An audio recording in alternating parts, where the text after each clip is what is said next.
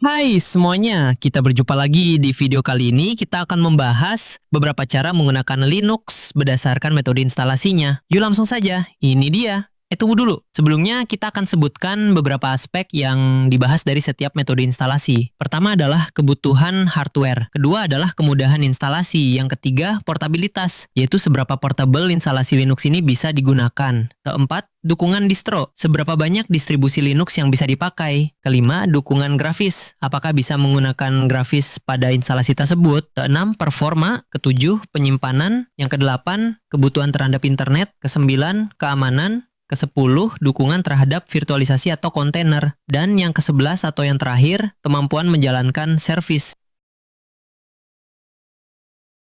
Baiklah, metode pertama adalah menggunakan Termux.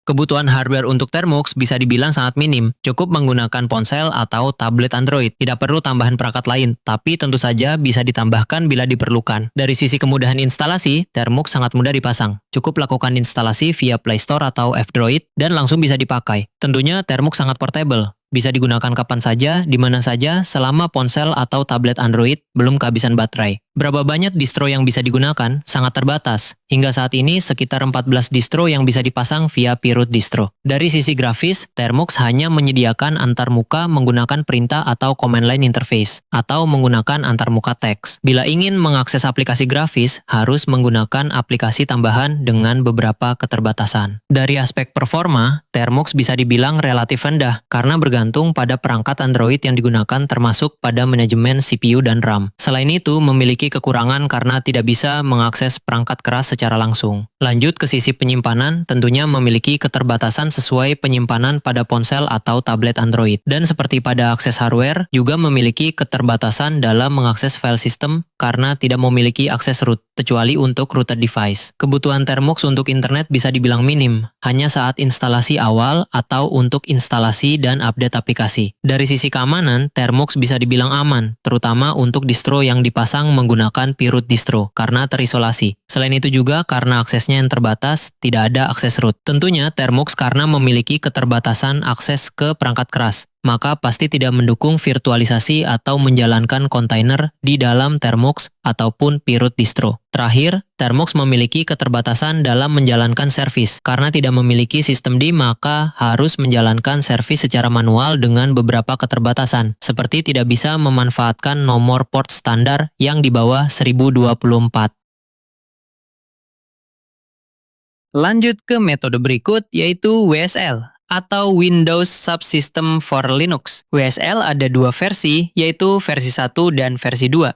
Kita akan tinjau WSL versi 2. Seperti namanya, untuk menggunakan WSL syaratnya adalah menggunakan Windows. Dalam hal ini adalah Windows 10 atau Windows 11. Untuk RAM sebaiknya 4 GB atau lebih. WSL juga sangat mudah untuk instalasi, cukup dari Microsoft Store dan langsung bisa dipakai. Untuk portabilitas mengikuti mesin lokasi Windows terpasang. Untuk Windows yang terpasang pada laptop, tentunya lebih portable daripada Windows yang terpasang pada PC desktop. Berapa banyak distro yang bisa digunakan? Cukup banyak. Beberapa diantaranya merupakan dukungan resmi dari masing-masing distribusi Linux tersebut, dan beberapa diantaranya custom. Dari sisi grafis, WSL versi 2 mirip dengan Termux, yang hanya menyediakan antarmuka menggunakan perintah atau command line interface, atau menggunakan antarmuka teks. Dan bila ingin mengakses aplikasi grafis, memasang X server di Windows dan di sisi WSL itu sendiri. Dari aspek performa, WSL versi 2 bisa dibilang mendekati natif dan bisa dibilang sangat baik. Lanjut ke sisi penyimpanan, WSL berbagi penyimpanan dengan Windows. Windows bisa mengakses penyimpanan WSL dan sebaliknya, selama diberikan akses. Kebutuhan WSL untuk internet bisa mirip seperti Termux dan Linux lain, hanya saat instalasi awal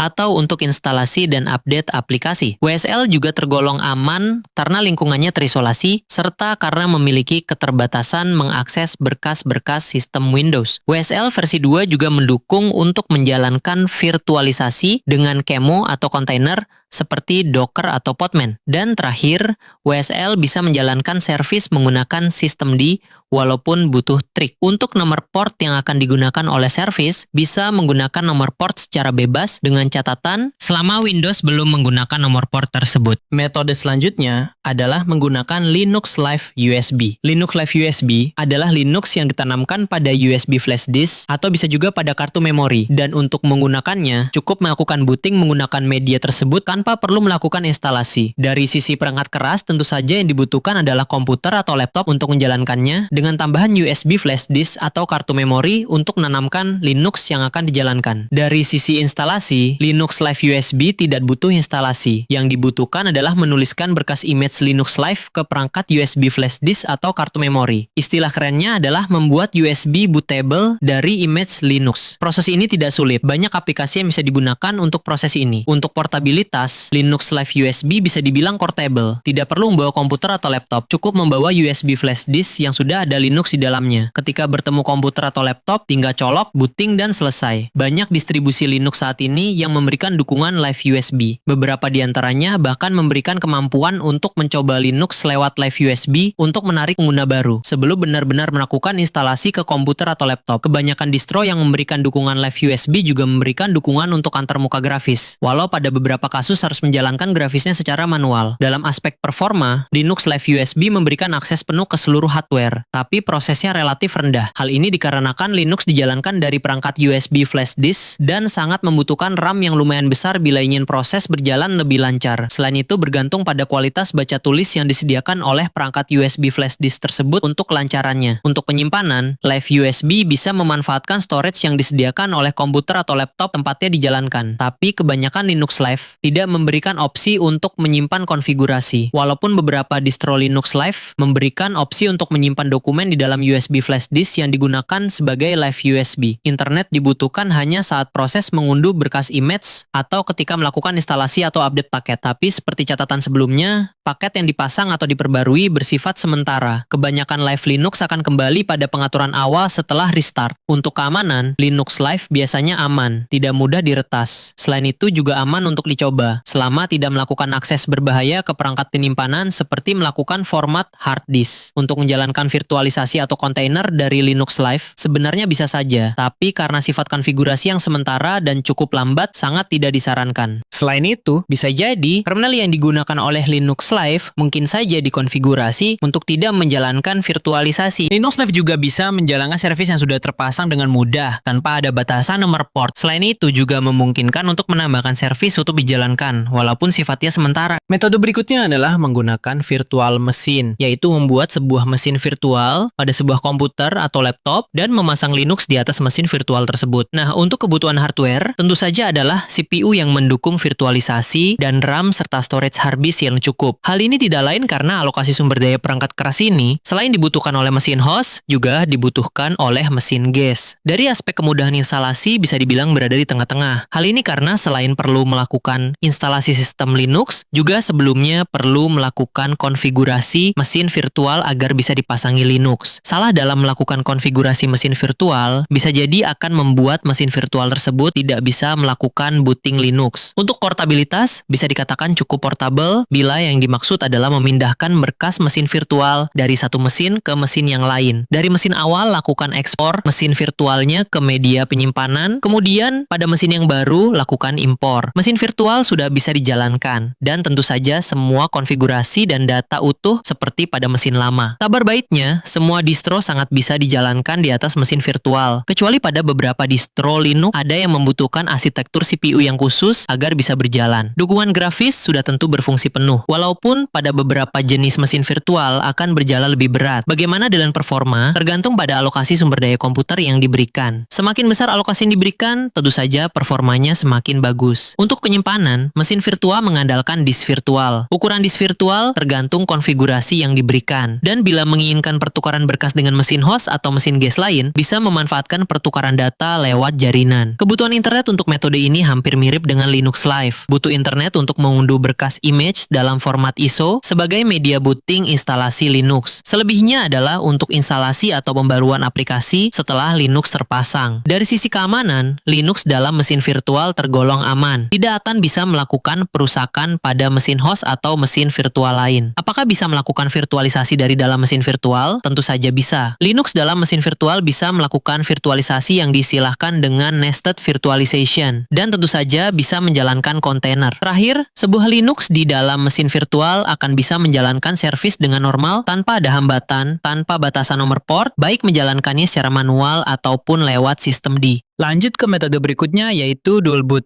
Dual boot adalah metode memasang Linux dalam suatu komputer atau pada suatu mesin secara berdampingan dengan sistem operasi lain, yang biasanya adalah Windows. Dual boot banyak dilakukan karena belum ingin melakukan transisi total. Berdampingan di sini dalam hal penempatan sistem operasi pada hard disk, setiap sistem operasi menempati partisi tertentu pada hard disk yang sama, atau bisa juga setiap sistem operasi menempati hard disk berbeda. Kebutuhan hardware untuk melakukan dual boot pastinya adalah partisi kosong pada hard disk untuk tempat instalasi Linux, atau bila memungkinkan hard disk tersendiri. Adapun ukuran RAM menyesuaikan dengan distro yang akan dipasang. Sayangnya, metode ini termasuk sulit untuk dilakukan terutama untuk pemula, karena perlu menyiapkan partisi kosong termasuk partisi swap. Kesalahan pada tahap ini bisa menyebabkan kehilangan data permanen. Setelah penyiapan partisi, instalasi pun harus dilakukan secara hati-hati, harus tepat pada partisi kosong. Salah lokasi instalasi bisa jadi malah Windows yang hilang. Bila memungkinkan, lebih baik menyiapkan hard disk terpisah untuk meminimalisir kesalahan. Untuk dukungan distro, semua distro Linux yang bisa diinstal pasti bisa dipasang secara dual boot. Dan tentu saja metode ini tidak portable. Kecuali melakukan dual boot ini terhadap laptop, maka Linux yang dipasang secara dual boot akan bisa bersifat portable sebagaimana laptop. Demikian pula untuk dukungan grafis, semua distro yang memberikan dukungan grafis sangat besar kemungkinan bisa dijalankan. Performa menjalankan Linux secara dual boot sudah pasti bagus, karena bisa mengakses langsung perangkat keras tanpa hambatan. Begitu pula dengan media penyimpanan. Linux yang dipasang secara dual boot pasti bisa mengakses media penyimpanan yang disediakan. Dengan keterbatasan bila misalnya ingin membaca partisi Windows yang dienkripsi, akan butuh kunci enkripsi terlebih dahulu sebelum bisa membukanya. Untuk kebutuhan internet seperti pada metode lain, dibutuhkan di awal untuk instalasi. Bisa dengan cara mengunduh berkas untuk dituliskan pada media instalasi, seperti pada USB flash disk, atau bisa dengan cara instalasi lewat jaringan. Selanjutnya, seperti pada metode lain, internet dibutuhkan saat instalasi atau upload paket. Dari sisi keamanan, harus berhati-hati dengan akses hardware, terutama hard disk. Berbagi hard disk dengan sistem operasi lain seperti Windows, mengharuskan ekstra hati-hati jangan sampai mengacaukan konfigurasi hard disk yang bisa menyebabkan tidak bisa booting ke Windows, atau yang paling fatal, kehilangan data di Windows. Untuk kemampuan virtualisasi, sudah pasti Linux yang dipasang secara dual boot memiliki kemampuan tersebut selama diaktifkan, termasuk untuk menjalankan kontainer. Linux yang dipasang secara dual boot juga memiliki kemampuan untuk menjalankan servis secara manual atau lewat sistem D.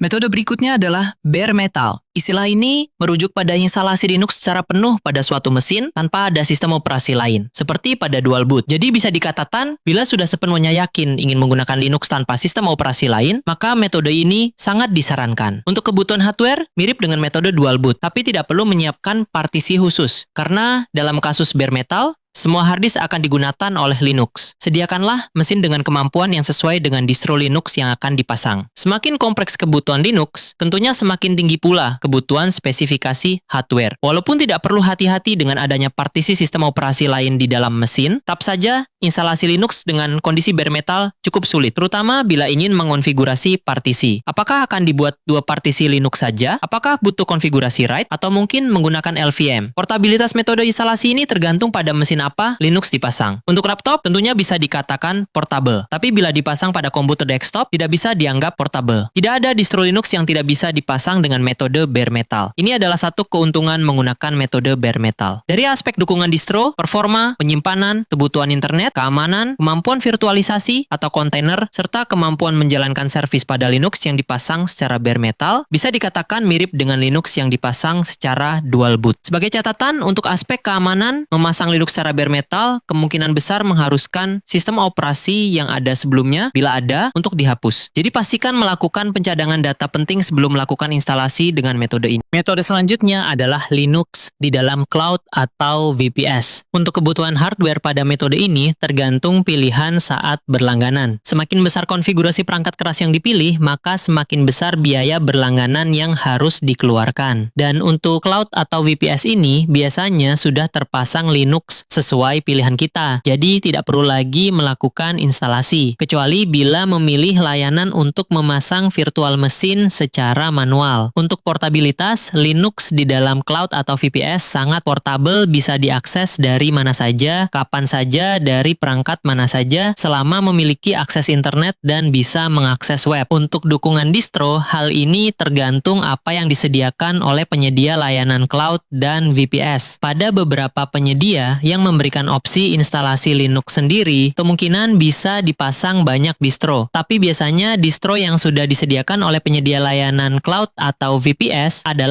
distro yang sudah disesuaikan dan memang sudah teruji baik. Sebaiknya tidak melakukan instalasi sendiri. Dukungan grafis pada Linux yang ada di cloud atau VPS tergantung pada konfigurasi setiap layanan serta distro yang disediakan. Tapi biasanya diberikan akses grafis menggunakan remote desktop menggunakan VNC. Aspek performa Linux dalam cloud atau VPS bisa dibilang rata-rata atau bahkan tinggi, tergantung paket langganan yang digunakan. Termasuk juga yang ditentukan oleh paket langganan adalah kapasitas penyimpanan. Jadi perlu selektif dalam memilih paket langganan. Untuk kebutuhan internet dalam menggunakan Linux dalam cloud atau VPS tentunya wajib. Tidak ada internet, tidak ada akses ke Linux. Untuk aspek keamanan tergantung pada penyedia layanan. Demikian pula untuk aspek menjalankan virtualisasi atau kontainer di dalam Linux pada cloud atau VPS ditentukan oleh provider atau paket berlangganan yang dipilih. Linux pada cloud atau VPS juga memiliki kemampuan menjalankan servis secara penuh, yaitu bisa secara manual atau bisa juga dengan sistem D.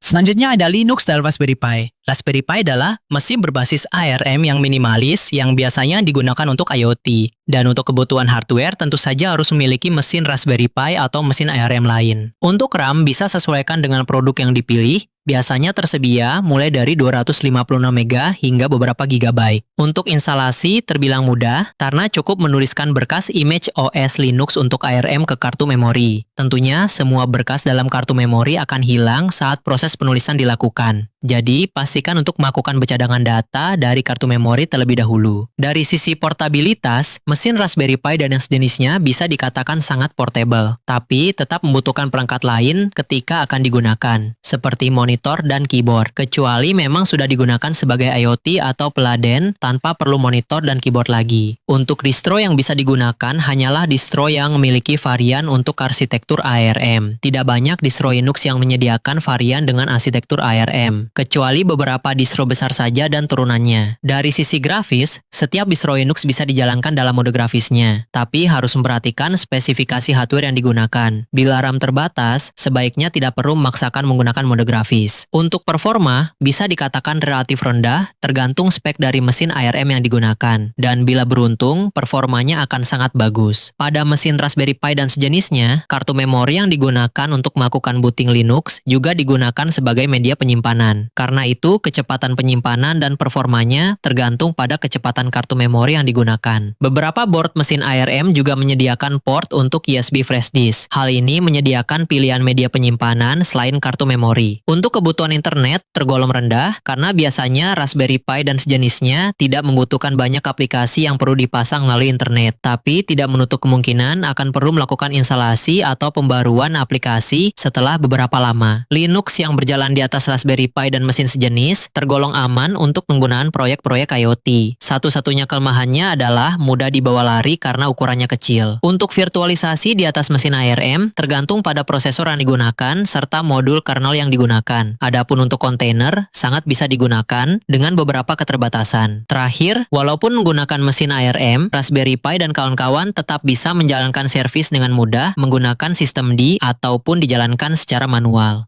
Terakhir, ada metode Linux dalam hypervisor. Yang terakhir ini, seperti memasang Linux pada SXE atau Proxmox dan sejenisnya. Secara umum, semua aspeknya hampir mirip dengan Linux pada bare metal. Hanya ada beberapa perbedaan dari sisi spesifikasi, seperti pada hypervisor, sudah pasti menggunakan prosesor khusus yang jumlahnya banyak dan pasti mendukung virtualisasi. Demikian pula, ukuran RAM yang digunakan pasti besar. Instalasi juga agak rumit karena harus menyesuaikan dengan model yang dirancang. Apalagi bila melibatkan beberapa mesin yang digabung menjadi satu klaster, dan tentunya mesin hypervisor tidak portable sama sekali. Tapi, untuk dukungan distro, sudah bisa dipastikan semuanya bisa digunakan. Tapi diharapkan adalah distro untuk server. Antarmuka grafis biasanya diakses menggunakan remote console, dan biasanya lebih diutamakan antarmuka berbasis web untuk GUI. Performa sudah bisa dipastikan sangat tinggi, tidak perlu diragukan lagi. Untuk penyimpanan, selain pada hard disk, biasanya juga pada media penyimpanan berbasis jaringan seperti NAS, SAN, dan sejenisnya. Kebutuhan internet bisa dibilang relatif, tapi biasanya mendekati wajib karena hypervisor sangat erat kaitannya dengan server yang melayani permintaan melalui internet. Dari aspek keamanan, hypervisor tergolong relatif aman karena menjalankan berbagai mesin virtual yang terisolasi. Kelemahannya adalah bila yang terkena serangan adalah mesin hypervisor. Jelas sekali, Linux yang berjalan dalam mesin hypervisor juga sangat mendukung kemampuan virtualisasi dan kontainer. Masuk untuk menjalankan berbagai service menggunakan sistem D. Kita masuk pada bagian terakhir yaitu rekomendasi pemakaian. Bila kita ingin belajar Linux dengan fleksibel baik dari segi lokasi dan waktu, maka Termux adalah pilihan tepat. Tidak perlu biaya besar, tidak perlu monitor, keyboard, dan mouse. Tidak perlu takut merusak sistem, tetap bisa belajar melakukan konfigurasi sistem atau menjalankan berbagai servis seperti web, database, SSH, dan masih banyak lagi. Ingin mendapatkan pengalaman lengkap menggunakan Linux, pilihannya jatuh pada dual boot atau bare metal. Ada pengalaman melakukan partisi hard disk di sini dan beberapa konfigurasi perangkat keras secara langsung saat instalasi atau pasca instalasi. Bila butuh mencoba banyak distro Linux tapi tidak ingin berurusan dengan sistem yang kotor, maka Linux Live USB atau install Linux di virtual machine bisa sebagai pilihan yang tepat. Dan bila malas meninggalkan pekerjaan di Windows tapi tetap ingin merasakan pengembangan di ekosistem Linux, maka pilihan paling tepat adalah menggunakan WSL versi 2. Untuk kebutuhan enterprise virtualisasi, tentu saja tidak ada pilihan lain selain menggunakan Linux dalam hypervisor. Linux dalam Raspberry Pi atau mesin ARM sejenis bisa digunakan untuk berbagai proyek IoT. Dan terakhir, untuk kebutuhan cloud tanpa ingin pusing memikirkan infrastruktur, bisa memanfaatkan Linux pada cloud atau VPS. Demikian pembahasan yang lumayan panjang kali ini. Semoga bermanfaat dan selamat berjumpa di video selanjutnya.